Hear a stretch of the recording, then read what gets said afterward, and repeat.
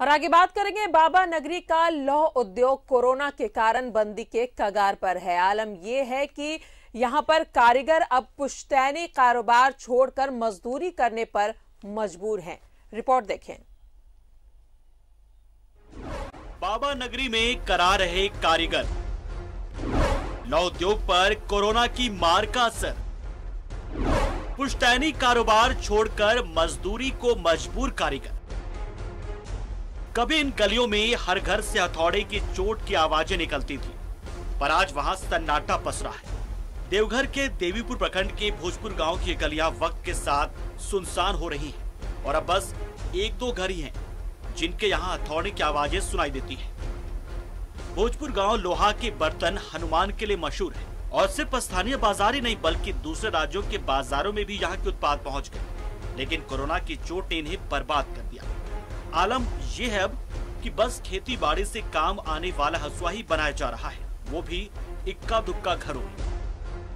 बोलिए ना, मार्केट में करोड़ों करोड़ बिकता है और अब क्या बना रहे हैं? ये हसुआ में बस खाली हसुआ चल रहा है। क्या बनेगा? हम लोग को कुछ काम है नहीं। जैसे हम लोग का मार्केटिंग नहीं हो रहा है, जो भी कमाते खाते हम लोग लोहा का धंधा से हम लोग को पूरा ठप हो गया है। यही सब सबसे बड़ा समस्या हम लोग का जो भी है यही है, हथौड़िया सबसे बड़ा हम लोग का सहारा है। हर साल श्रावणी मेला से पहले ये कारीगर बर्तन बनाकर स्टॉक करते हैं। पिछले साल ही कुछ कारीगरों ने बर्तन बनाया, पर इस बार भी मेले लगने की कोई आस नहीं है। सावन के लिए हाँ, सावन के लिए माल तैयार कर रखे हैं, लेकिन बिक नहीं रहा तो क्या करेंगे? सावन नहीं भाई, सावन मेला नहीं है तो कैसे बिकेगा? 2 साल में बैठ गया, जाना आना का रास्ता नहीं मिला।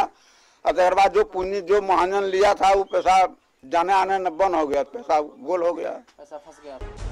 लौह उद्योग को बढ़ावा देने और सहारा देने के लिए लौह शेड की योजना पुरानी है, पर इसका भी उन्हें लाभ नहीं मिल रहा है। मेरे गांव में स्थिति जो है कि दयनीय हो गया है।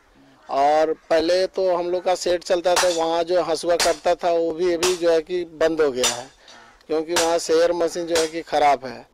और हम लोग उपायुक्त महोदय को भी, मुख्यमंत्री को भी, लघु उद्योग कुटीर बोर्ड को भी लिख के दिए, लेकिन आज तक कोई सुनवाई नहीं किया गया है। तीसरी लहर को लेकर भी विशेषज्ञ लगातार चेतावनी दे रहे हैं। ऐसे में इस साल भी श्रावणी मेला का आयोजन एक बड़े खतरे को आमंत्रण दे सकता है, लेकिन लगातार दूसरे साल कोरोना के कारण बाजार में मंदी ने देवघर के भोजपुर के लौह उद्योग को बंदी की कगार पर ला खड़ा किया है। न्यूज़ 11 भारत के लिए देवघर से मनीष राज की रिपोर्ट। और रुक करेंगे देवघर का सहयोगी मनीष हमारे साथ बने हुए हैं। मनीष, कोरोना ने हर एक की कमर तोड़कर रख दी और उसी का नतीजा है कि लौह उद्योग देवघर में अब बंदी के कगार पर है और जो कारीगर हैं वो बेसहारा हो गए हैं। निश्चित तौर पर राजदा, देखिए खास करके झारखंड के इस इलाके यानी कि देवघर और संथाल परगना में जो उद्योग है वो पर्यटन आधारित उद्योग है। और आप समझ सकते हैं कि कोरोना के कारण सबसे ज़्यादा प्रभावित हुआ है तो पर्यटन उद्योग प्रभावित हुआ है। बाबा नगरी जो है तीर्थ यात्री तो यहाँ आते ही हैं, इसके अलावा जो बाबा मंदिर पर आश्रित कई उद्योग हैं, पेड़ा व्यवसाय है, चूड़ी व्यवसाय है, इसके अलावा जो भी चीज़ जो प्रसाद वगैरह बचती है, लेकिन इसके अलावा जो लौह उद्योग यहाँ के पारंपरिक उद्योग रहा है और ये घर घर में है। ये एक तरह से हम कह सकते हैं कि कुटीर उद्योग है, हर घर में है। कई इलाके हैं, मधुपुर का इलाका भी है, हम जहाँ से हमने खबर दिखाई वो भोजपुर इलाका है, देवपुर प्रखंड का। तो इन तमाम हर घर में पुश्तैनी कारोबार ये चलता आ रहा है। लेकिन आप समझ सकते हैं कि पिछले 2 सालों से इस बार लगातार ये दूसरा साल होगा जब श्रावणी मेला लगने नहीं जा रहा। अभी तक सरकार ने कोई फैसला नहीं दिया है।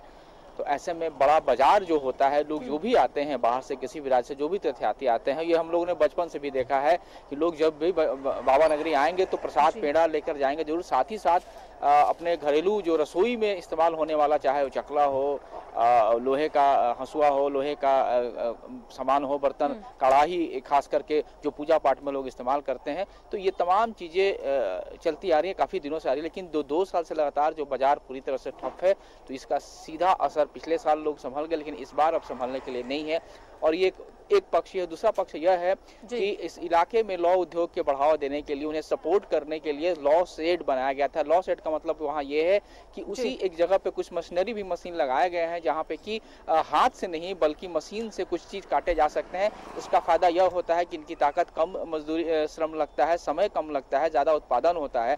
लेकिन दुर्भाग्य की बात यह है कि सरकारें बदल गई, सरकार बदल गया, सब कुछ बदल गया, लेकिन वहाँ जो समस्याएं हैं, मशीन खराब है या बिजली की समस्या है, वो मनीष, समस्याएं और बेहद जरूरी है कि ऐसे कारीगर जिनकी रोजी रोटी पर बन आई है उनके लिए कुछ किया जाए। बहुत बहुत शुक्रिया आपका मनीष तमाम जानकारियों के लिए। तो श्रावणी मेले आज ये दूसरा साल है जब नहीं लग रहा है और उसके वजह से भी ये कारीगर जो है वो परेशान है, क्योंकि लोग वहां नहीं पहुंचेंगे तो एक बड़ा बिजनेस जो होता है वो इनका नहीं हो पाएगा और उसी वजह से इनकी रोजी रोटी पर आफत बनाई है।